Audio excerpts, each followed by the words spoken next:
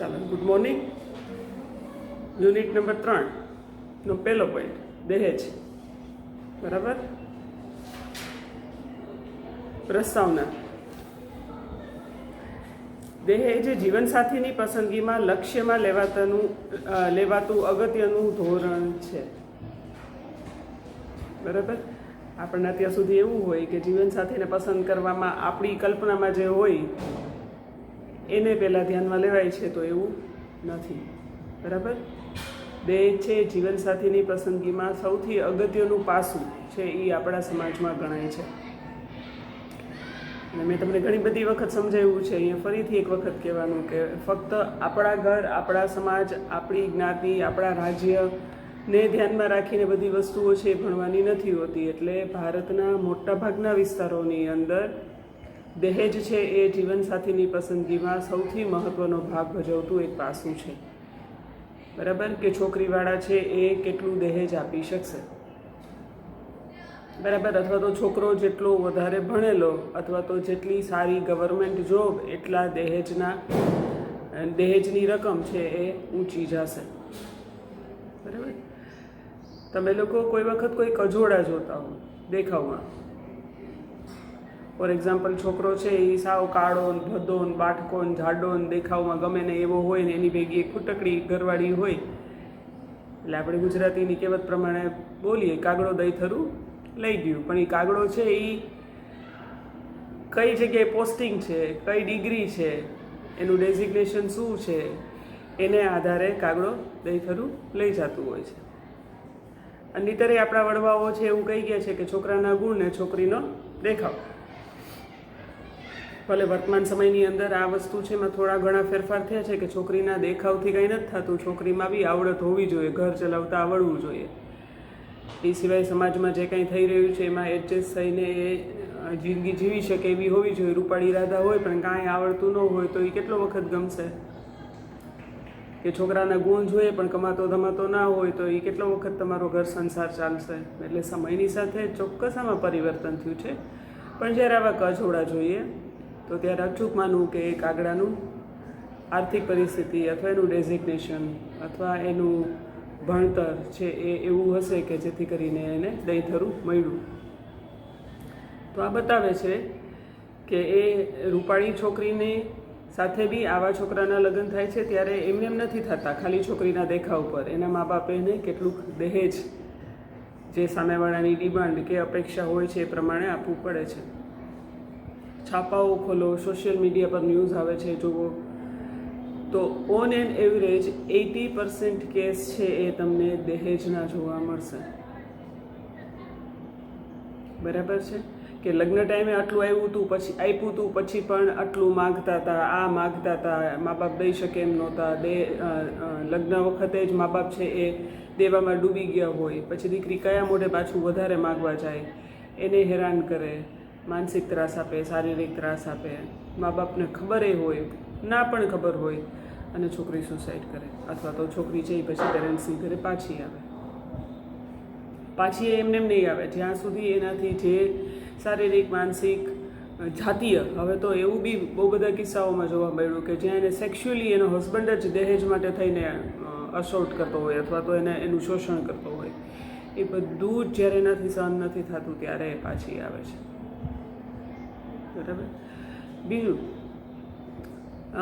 જ્યારથી woman empowerment મેં ભણાવવાનું શરૂ કર્યું છે તો તમે લોકો અચૂક એવું સાંભળતા હશો કે સ્ત્રીઓ ઉપર કેટલી બધી રીતે કેટલા બધા અત્યાચાર થાય છે. એટલે તમને એક રીતે વિચારે આવે કે મેડમ અચ્છા એવું જ છે આપણી જિંદગીમાં, આપણા સમાજની અંદર છોકરીઓને હેરાન જ કરે છે બધા?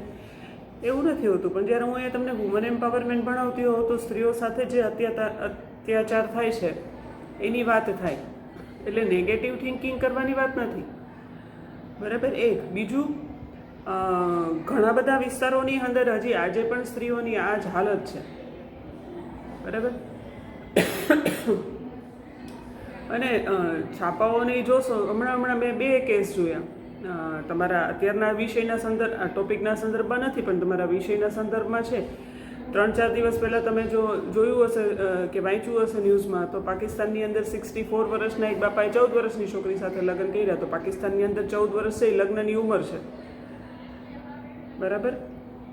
તો આ બાળ લગ્ન છે અને એમાં એનું જે ડેટ ઓફ બર્થ બતાવેલી છે એ પ્રમાણે એ ઓક્ટોબર 2006 તારીખ એટલે યાદ રહી ગઈ કારણ કે વંદન 2006માં જન્મેલો છે, બરાબર છે. તો એને આમ કટોકટ 14 પૂરા થતા હતા ને લગ્ન થયા, પણ 64 વર્ષના ભાઈ સાથે. કે ગઈકાલે ચાઇનાની અંદર એક કિસ્સો છે કે જ્યાં કોર્ટે છૂટાછેડાનો એક કેસ હતો જેની અંદર વાઈફને હસબન્ડે એ જેટલા વખત એની સાથે રહી દરમિયાનમાં જેટલું ઘરનું કામ કર્યું હતું, કારણ કે બાળકને સાચવવા માટે થઈને સ્ત્રી નોકરી નહોતી કરતી, તો એ લોકોના લગ્ન જીવનના 10 વર્ષ દરમિયાનમાં એણે જે ઘર સંભાળ્યું એની કિંમત લગાડીને એના ત્યાંના કરન્સી પ્રમાણે 5.2 છે, એ મને નથી ખબર એનું ચલણ અત્યારે મને યાદ નથી આવતું, યુઆન કેવું કંઈક છે, એ એને ચૂકવવાનું કીધું ને એમાં કોર્ટે એવું નોટિંગ કર્યું કે ઘરેલું કામ છે એ પણ એટલા જ મહત્ત્વના છે. અને એમાંય જ્યારે ખાસ કરીને જ્યારે સ્ત્રી પોતાના ઘરને, બાળકને, હસબન્ડના મા બાપને સાચવવા માટે થઈને ઘરે બેસે છે ત્યારે એની કિંમત છે એ ઓછી આંકવી ન જોઈએ. એટલે છૂટાછેડા તો થયા, દર મહિને ભરણ પોષણ પણ દેવાનું છે, ઉપરાંત એણે 10 વર્ષથી ભાઈનું ઘર સંભાળ્યું એની કિંમત છે એ કોર્ટે લગાડી. હા, ત્યાંના મીડિયામાં એવું કહેવાય છે કે કિંમત છે એ ઘણી ઓછી છે પણ લગાડી તો ખરી. તો ભારતની અંદર જ નહીં, આપણે જો તમે ન્યૂઝ જોશો તો ધીરે ધીરે ખ્યાલ આવશે કે આવી સમસ્યાઓનો સામનો છે એ ઘણા બધા દેશોની અંદર થતો હોય છે. બીજું એક મારું સામાન્ય ઓબ્ઝર્વેશન એવું રહ્યું છે કે જ્યાં વસ્તી બહુ છે એવા દેશોની અંદર સ્ત્રીઓ અથવા તો સામાન્ય માણસને સમસ્યાઓના સામના વધારે કરવા પડતા હોય છે, ખાસ કરીને સ્ત્રીઓમાં. એટલે તમે જોશો તો તમને ખ્યાલ આવશે કે સાઉથ એશિયાના દેશોની અંદર જેટલી સમસ્યાઓ છે એટલી સમસ્યાઓ અથવા એવા પ્રકારની સમસ્યાઓ બીજા દેશોમાં ઓછી જોવા મળશે. ઇવન સાઉથ આફ્રિકામાં, કારણ કે સાઉથ આફ્રિકામાં વસ્તી ગીચ હોય કે ના હોય પણ ત્યાં અશિક્ષિત લોકોનું પ્રમાણ બહુ વધારે છે. એટલે સ્ત્રીઓના સીલનું રક્ષણ કરવા માટે થઈને એના પ્રાઇવેટ પાર્ટની અંદર જે કંઈ બી સર્જરી થાય છે અથવા તો જે કંઈ બી એ લોકોને કપડાં પહેરાવવામાં આવે છે, આવા છૂટાછવાયા કિસ્સાઓ તમે છાપાઓમાં કે ન્યૂઝપેપરમાં કે ન્યૂઝમાં કે સોશિયલ મીડિયાની ન્યૂઝમાં તમે જુઓ તો તમને ખ્યાલ આવે કે એનું સીલ બચાવવા માટે થઈને ત્યાં ઘણા બધા ક્રૂર ઉપાયો છે એ અજમાવવામાં આવે છે. તો જ્યાં વસ્તી ગીચ છે અને જ્યાં શિક્ષણનું પ્રમાણ ઓછું છે ત્યાં સ્ત્રીઓ છે એ બધી જ સમસ્યાઓનો સામનો બીજા બધા જ દેશોની કમ્પેરિઝનમાં વધારે કરે છે, બરાબર. તો દહેજ છે એ પણ આપણા દેશની એક એવી સમસ્યા છે કે જેનો ભોગ અથવા જેની અસર છે એ ઘણી બધી સ્ત્રીઓને થતો હોય છે ને એને કારણે એના કુટુંબને થાય છે. કારણ કે દીકરી સુખી થાય એના માટે થઈને મા બાપ છે એ જિંદગીભર બચત કરે, પછી પણ લગ્ન સમયે એણે ધાર્યું હોય એટલી બચત ન થઈ અથવા એણે ધારી એના કરતાં વધારે દહેજની રકમ આપવાની થઈ તો એ ઉધાર કરીને પણ પોતાની દીકરીને પરણાવશે અને પછી પાછળ રહેલું કુટુંબ છે એ દેવું ચૂકવવામાં પોતાની જિંદગી ગુજારશે. ને એમાં જો એક કરતાં વધારે દીકરી છે તો એક દેણું પૂરું થયું ન થયું ત્યાં બીજી દીકરી. અને આગળ આપણે વાત કરીએ એમ કે પાછો ખર્ચો એવી ઘટના ઉપર અથવા એવા પ્રસંગ પર થાય છે કે જેમાં કોઈ ગેરંટી નથી કે પછી દીકરી સુખી થશે. બની શકે ને પછી એ માગે. અને તમે જુઓ આપણા સમાજની અંદર આપણને એકવાર કરિયાવર દઈ દીધો ત્યાંથી મા બાપની જવાબદારી પૂરી થાય છે ને. પેલું આખું વર્ષ દરેક પ્રસંગમાં દેવાય છે, વ્યવહાર થાય છે. પછી દીકરીની ઘરે જે પ્રસંગો આવે, શ્રીમંત ભૈરું, એણે ઘર લીધું, એના હસબન્ડે વાહન લીધું, એના હસબન્ડે ધંધો સારું કર્યો, દરેક એના સસરાને 50 વર્ષનું ઉજવણું કર્યું, સસરાનું 60 વર્ષનું ઉજવણું કર્યું, ને સાસુ સસરાની મેરેજ એનિવર્સરી સેલિબ્રેટ કરીને, દીકરી જમાઈની મેરેજ એનિવર્સરી સેલિબ્રેટ કરીને દરેક પ્રસંગો પર વ્યવહાર કરવો પડે છે. એ તો જવા દો, દીકરીના છોકરાઓના ઘરે જે કંઈ પ્રસંગ આવશે એ બધાયમાં મોસવાળું કરવાનું છે ને. તો મા બાપ ફક્ત દીકરીને પરણાવીને નથી છૂટી જઈ શકતા, રાઈટ? એટલા માટે થઈને ભલે આપણે ગુજરાતીઓની અંદર દહેજ નથી, કરિયાવર છે, પણ આ મેં કીધું આ બધું જ આપણી જિંદગીમાં આખી જિંદગી થાય છે ને કે નહીં? બરાબર છે. મને યાદ છે કે મારા મધર છે એ મારા છોકરાઓ જન્મ્યા ત્યારે એણે એને મોસાળાના પૈસા મને જુદા બુકાવડાવી દીધા હતા બેંકની અંદર. હું હોઉં ન હોઉં એનું મોસાળું અને છે નહીં, છતાંય મોસાળું છે. તો ભલે દહેજ નામ આપણે એવું વિચારીએ કે દહેજ આપણે નથી, પણ આપણે કર્યાવર છે ને આપણે આ બધા જ વ્યવહારો છે રાજી ખુશીથી કરીએ ને એ વસ્તુ અલગ છે. ફરીથી પાછું ફેરવીને કહેવાનું આ જ કે દીકરી છીએ આપણે. નાના મોટા પ્રસંગોમાં બેનપણીને બધાને નથી ગિફ્ટ આપતા, આપીએ જ છીએ, પણ અહીંયા કમ્પલ્સન છે. આટલું દેવાનું જ નહીંતર ખરાબ લાગે, આટલાને દેવાનું જ નહીંતર ખરાબ લાગે, દીકરીને સંભળાવે. પણ અહીંયા એ છે આટલું તો દેવાનું જ, તમારા સ્ટેટસ નહીં અમારા સ્ટેટસ પ્રમાણે દેવાનું, આટલા લોકોને દેવાનું, બરાબર છે. પરિણામે એ દહેજમાં જ ગણાશે.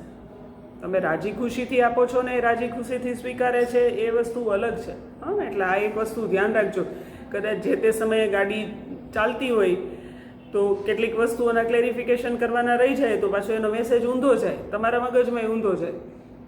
તો આ વસ્તુ ધ્યાનમાં રાખવાની કે આપણે બેનપણીઓ, આડોશી પાડોશી, સગા વાલામાં વારે તહેવારે પ્રસંગે વ્યવહાર કરીએ જ છીએ અને એ લોકોએ આપણને કરે છે. પણ અહીંયા કમ્પલ્સન નથી, અહીંયા એવું નથી કહેવાતું કે આટલું આપો, અહીંયા કહેવાય છે એટલે એ દહેજ કહેવાશે.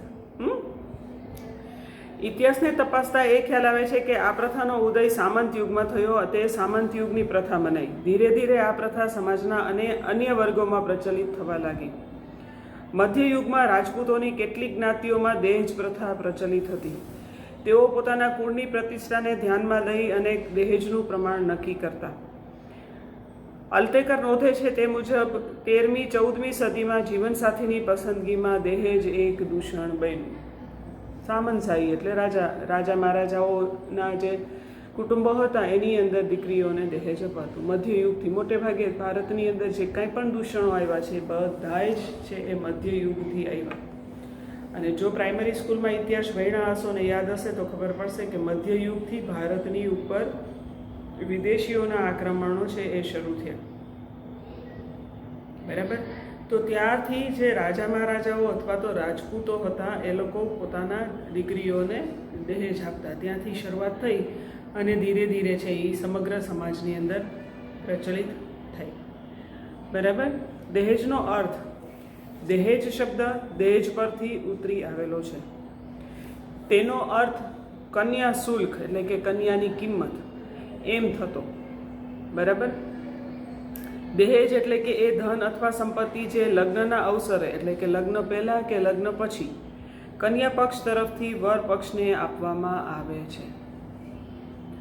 ધર્મશાસ્ત્રમાં પણ લગ્ન પ્રસંગે માતા પિતા દ્વારા પુત્રીને ભેટ આપવાનો ઉલ્લેખ કરેલો છે, જેના મૂળમાં કન્યાના માતા પિતાનો દીકરી પ્રત્યેનો પ્રેમ, મોહ, લાગણી રહેલા છે. જોકે સમય જતાં આ પ્રથા એક કઠોર ફરજિયાત પ્રથા બનતી ગઈ. ધીમે ધીમે તેમાં હરીફાઈ અને દેખાદેખી જોડાવા લાગી. આ પ્રથા માટે બીજા પણ કેટલાક પ્રચલિત નામો છે, જેમ કે વાકડો, પલ્લુ, હુડો, કરિયાવર વગેરે, બરાબર. દહેજ એટલે શું? તો કે કન્યાની કિંમત લગાવી. આમ જોવો તો એકચ્યુઅલી છે એ છોકરાની કિંમત લગાડે છે, પણ આ શબ્દ કેવો છે? જેમ કે કોલ્ડ ક્રીમ, ઠંડીમાં લગાડવાનું ક્રીમ તો એને કોલ્ડ ક્રીમ કેવી રીતે કહેવાય, હે ને? એવી જ રીતે અહીંયા ભલે દહેજ એટલે કહેવાય છે કન્યા કિંમત, પણ એકચ્યુઅલી જોવો તો એ છોકરાની કિંમત લગાડાય છે. કારણ કે છોકરો જેટલો ભણેલો, જેટલું સારું ખાનદાન, કેટલા ભાઈ બહેન છે, એકનો એક છે, સરકારી નોકરી છે, ડૉક્ટર છે, એન્જિનિયર છે, બરાબર છે, ક્લાસ 1 ઓફિસર છે કે ક્લાસ 2 ઓફિસર છે, એ પ્રમાણે એની કિંમત લગાડાય છે. પછી એમાં જ હજી આગળ આવે છે કે દહેજ એટલે એવી સંપત્તિ અથવા તો એવી ગિફ્ટ કે જે લગ્ન પહેલાં કે લગ્ન પછી કન્યાવાળા છે એ વર પક્ષને આપે. લગ્ન આટલા દિવસ ચાલશે, આટલા પ્રસંગો હશે, અમે એટલા લોકોને લઈને આવશું, અમને આવી જગ્યાએ ઉતારો આપવો પડશે, બરાબર, આટલાને પર્સનલ રૂમ દેવા પડશે, આટલાને તમે હોલમાં બધાને ઉતારશો તો ચાલશે, પછી આટલા સગાવાલાઓ છે જેને તમારે આટલી આટલી ગિફ્ટ આપવાની થશે, આટલા તોલા સોનું તો દેવું જ પડશે. પાછું બોલાય કહેવાય તમારી દીકરીને દેશો ને, તમે એને દેશો તો એ ગાડી માગે તો કહી તો તમારી દીકરી એમાં ફરશે ને.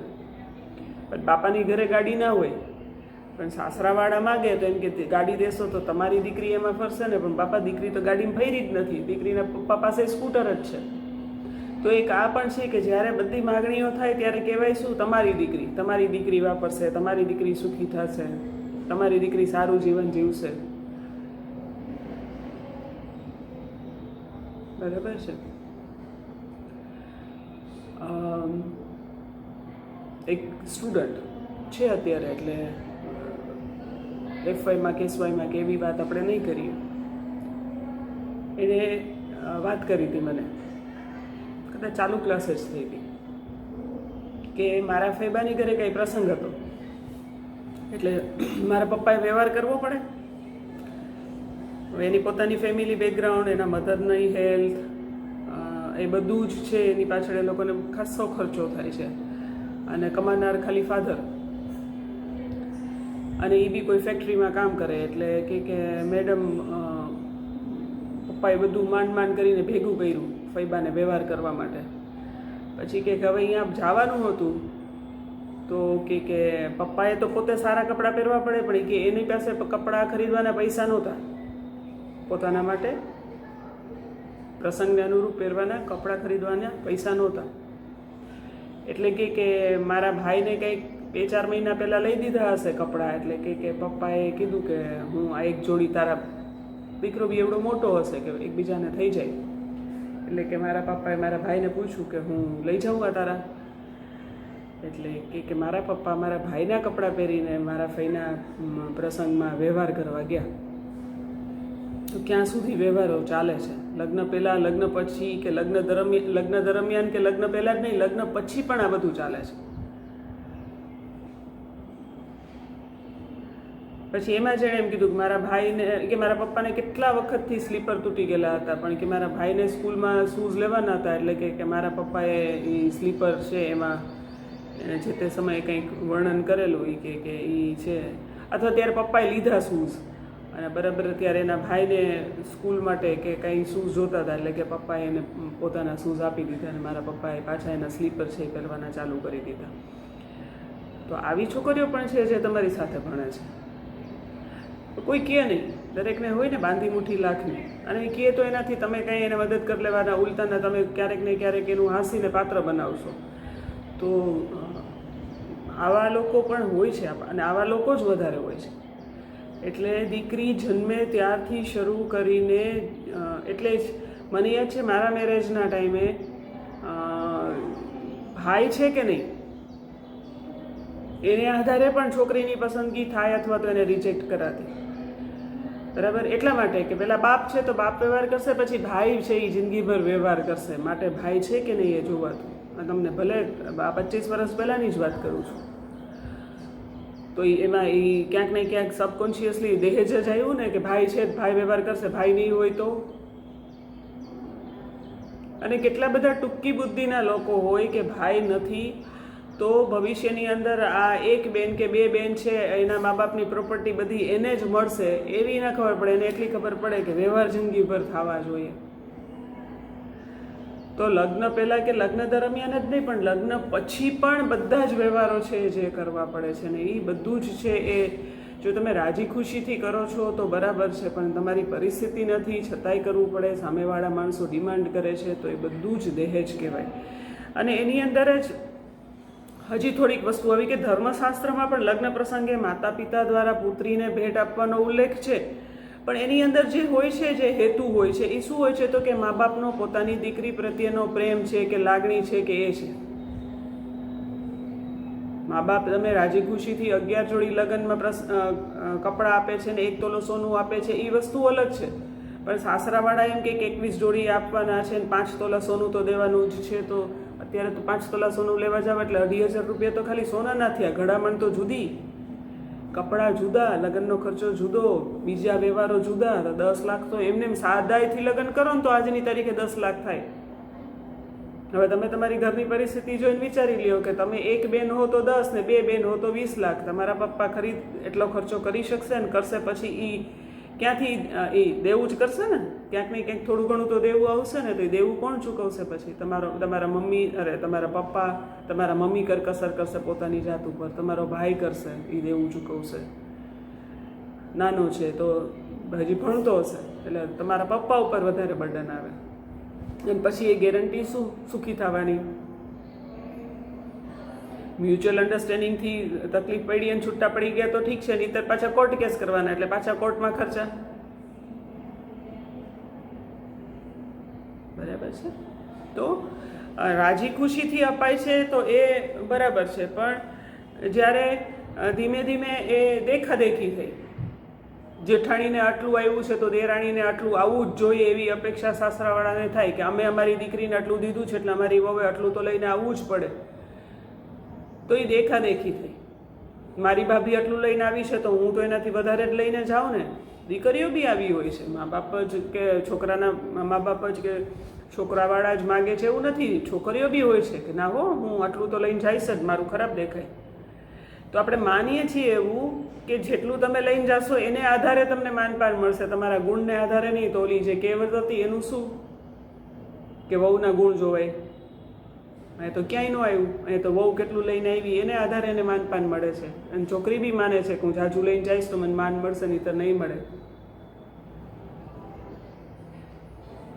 એટલે ક્યાંક ને ક્યાંક આ એક કઠોર ફરજિયાત અને દેખાદેખીની પ્રથા છે એ બની ગઈ. ઇવન આપણે આડોશી પાડોશી સાથે બી દેખાદેખી અથવા તો કમ્પેરિઝન કરીએ છીએ. હાવ કેવા છે તો એને દીકરી માટે કેટલું કર્યું, આપણે તો આટલું કરવું જોઈએ ને, આપણે તેના કરતાં ઊંચું ઘર કહેવાય. તો આ દેખાદેખી છે. સગાવાલામાં કે અંદર અંદરમાં જ નહીં, આડોશ પાડોશમાં પણ આપણે દેખાદેખી કરીએ છીએ કે એના કરતાં મારું સારું દેખાવું જોઈએ. બરાબર? પરિણામે પણ દહેજની પ્રથા છે એ ધીરે ધીરે આપણા સમાજની અંદર એક દૂષણ બની ગયું. કેટલી મિનિટ થઈ ભાઈ? અહીંયાથી કાપી નાખું પછી બીજો કરીએ.